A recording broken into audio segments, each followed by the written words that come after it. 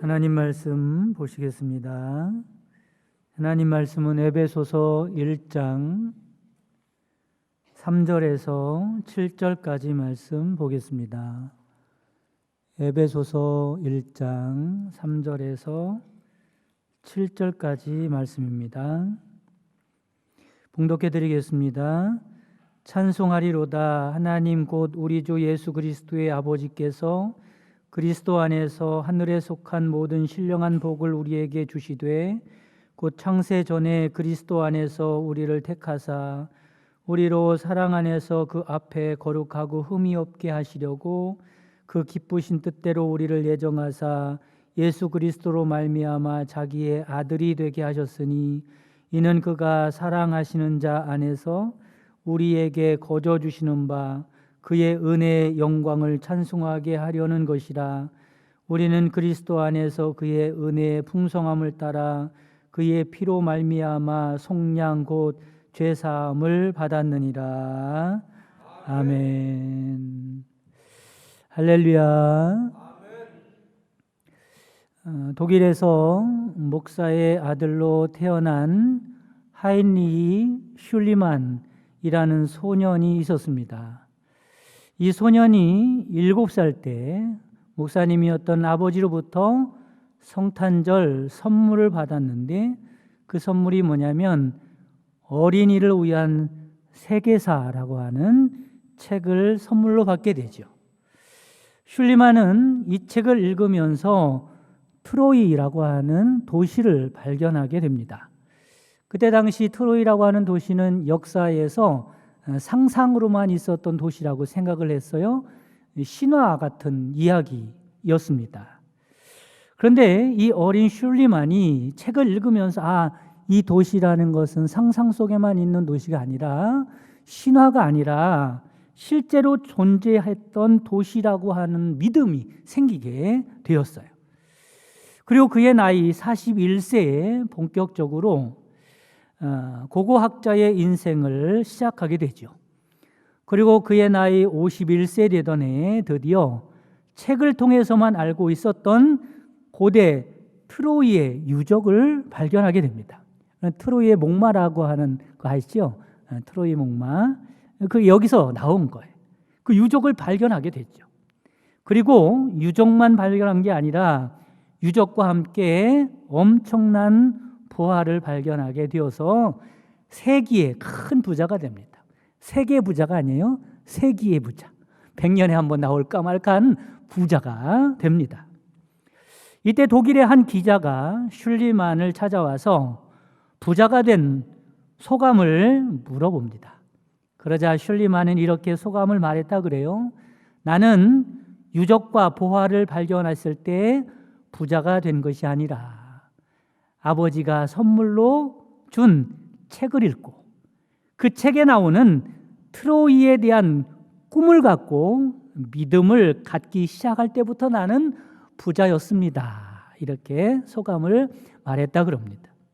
여러분 그렇습니다. 슐리만은 유적과 보화를 손에 넣었을 때가 아니라 트로이에 대한 믿음을 가지고 그것을 마음에 품고 기대를 가지고 꿈을 가지고 살아갈 때부터 벌써 그는 부자였던 것입니다. 바로 오늘 본문에서 사도 바울이 이와 같은 이야기를 하고 있는 겁니다. 우리 그리스도인들은 지금 누리고 있는 땅에 속한 복만 있는 것이 아니라는 거예요. 세상 사람들이 알지 못하는 땅의 복과 비교할 수도 없는 하나님만 주시는 하늘에 속한 신령한 복이 있어서 이 복으로 말미암아 찬미하고 살아가는 사람들이다. 이렇게 가르쳐주고 있습니다. 에베소서는 사도 바울이 전도하다가 잡혀서 감옥에서 갇히고 쇠사슬에 묶인 상태로 기록한 편지입니다. 그런데 바울은 이 편지의 서두에 뭐라고 시작합니까? 찬송하리로다. 이렇게 시작하죠. 바울은 지금 당하고 있는 환난이나 고난에도 불구하고 하나님을 찬양하고 있습니다.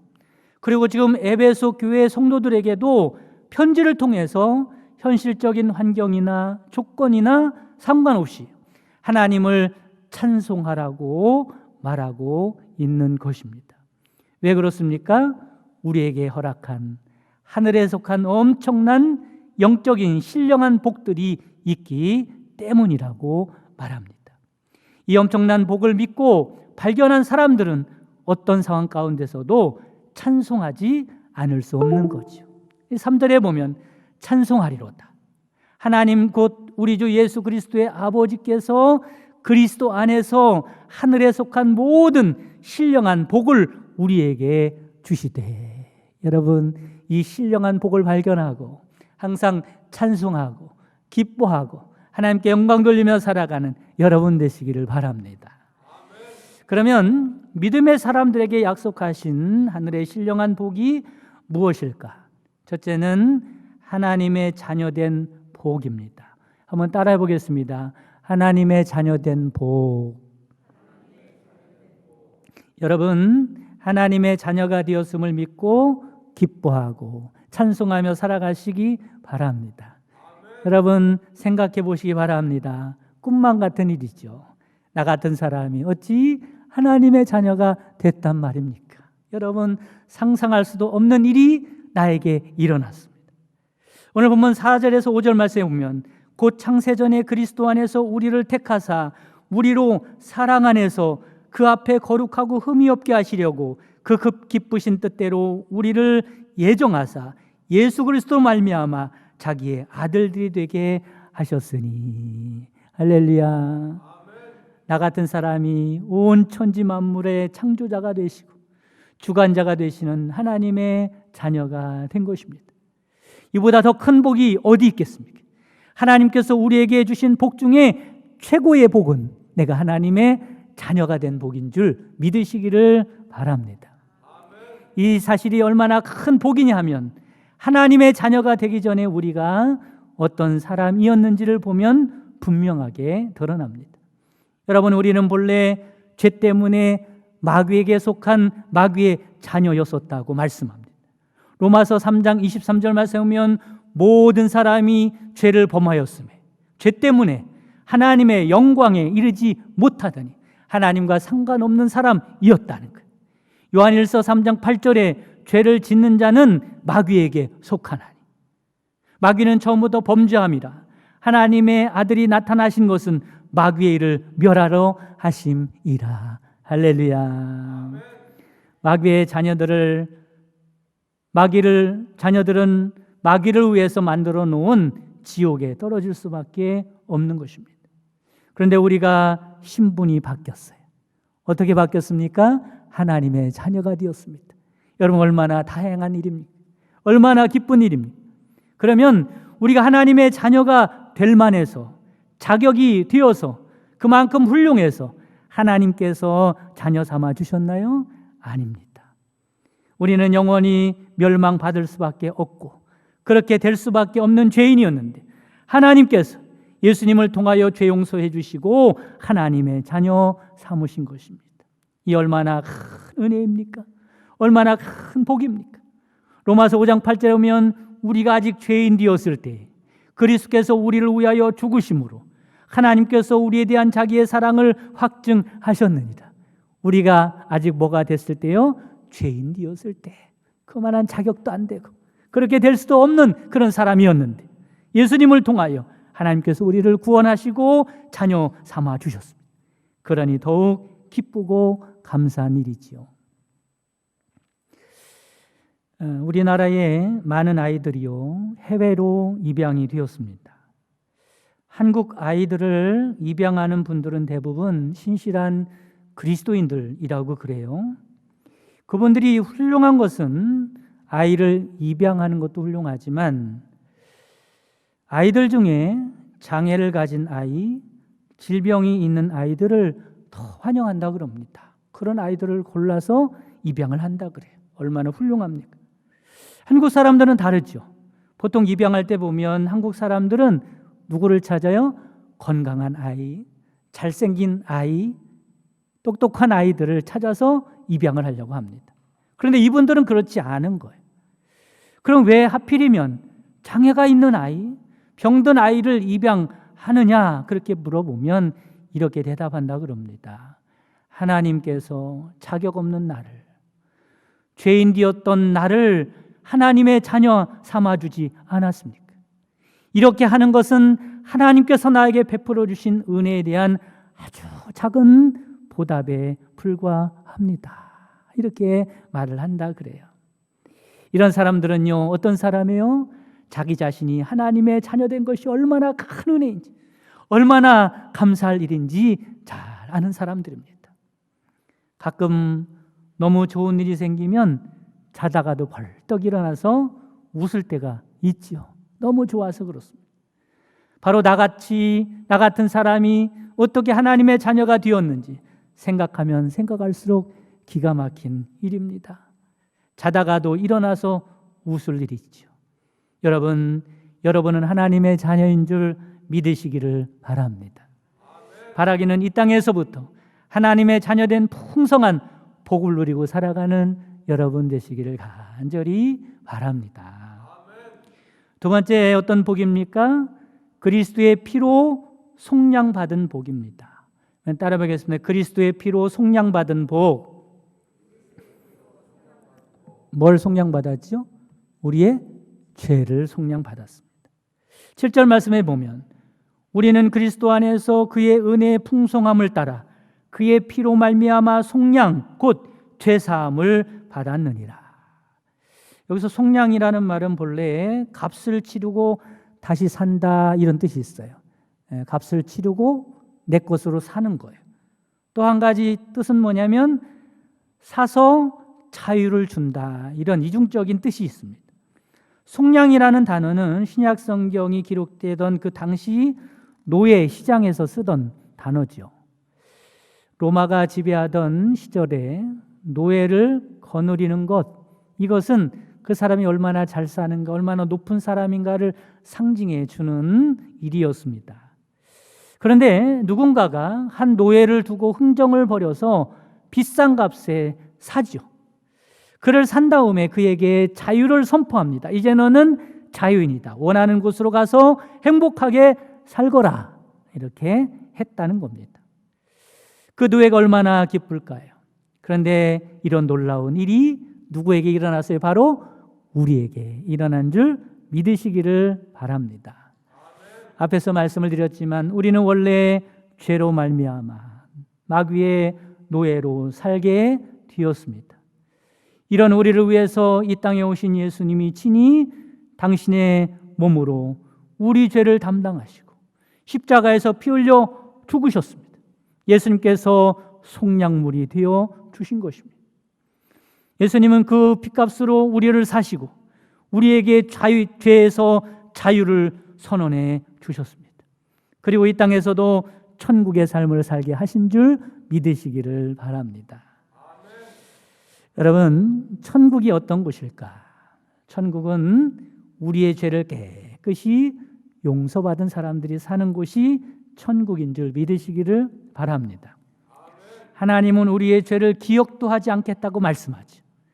에레미야 31장 34절에 보면 내가 그들의 악행을 사하고 다시는 그 죄를 기억하지 아니하리라 여호와의 말씀이니라. 어떤 목사님의 책에 보니까 이런 재미있는 이야기를 하시더라고요.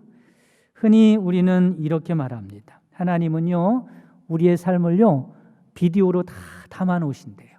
맞아요? 틀려요? 네, 우리의 삶을 비디오로 다 담아 놓으셔서 하나님이 다 알고 계신다는 거예요. 그래서 천국에 가면 숨길 수가 없다는 겁니다. 잘한 일은 물론이고 죄 지은 것, 부끄러운 것, 잘못한 것 다 하나님이 비디오로 다 찍고 계시니까 여러분 정신 차리고 잘 사시기 바랍니다. 다 그렇게 하나님이 찍어 놓는다는 거예요. 그런데 여러분, 사실은 이런 곳이 천국이라면 거기는 벌써 천국이 아닐 겁니다. 말이 그렇지 않다는 거예요. 만약 천국이 그런 곳이라면 우리는 천국에 가서 내 인생이 찍힌 비디오를 감추느냐고 정신이 없을 겁니다. 그죠? 여러분, 우리가 살다 보면 부부 사이에도 말 못할 비밀이 있잖아요. 부모와 자식 간에도 감추고 싶은 것이 있잖아요. 목사와 성도 간에도, 그죠? 다 드러낼 수 없는 거예요. 부끄러운 것, 죄 되는 것, 이런 것이 얼마나 많이 있습니까? 천국에 갔는데 천국 도서관에 모든 사람들의 일생이 담긴 비디오가 쫙 진열되어 있다고 생각해 보세요. 거기 가면 이 권사님 비디오, 김 집사님 비디오 다 들어있는 거예요. 하나님이 다 찍어놨어요. 그럼 여러분 궁금하지 않겠습니까? 그렇죠? 한밭제일교회 담임 목사였던 이현식 목사의 일생은 어땠을까? 궁금할 거 아니에요. 그래서 비디오를 틀어보는 겁니다. 얼마나 부끄럽겠어요. 그런 것이 어떻게 천국이겠습니까? 그런 것은 지옥이죠. 그런데 그렇지 않다고 말씀하고 있어요. 하나님이 우리의 죄를 용서하셨을 뿐만 아니라 기억조차 하지 않는다고 말씀을 하고 있습니다. 그러니 거기가 어디예요? 거기가 천국인 거예요. 그리고 그 천국은 하늘나라에서만 있는 것이 아니라 이 땅에서도 누리고 살 수 있게 된 것입니다. 그렇게 누리고 살 수 있는 이유가 뭐냐면 우리가 그리스도의 피로 속량받았기 때문임을 믿으시기를 바랍니다. 히브리서 4장 16절 말씀 보면 그러므로 우리는 긍휼하심을 받아 때를 따라 돕는 은혜를 얻기 위하여 은혜의 보좌 앞에 담대히 나아갈 것이니라.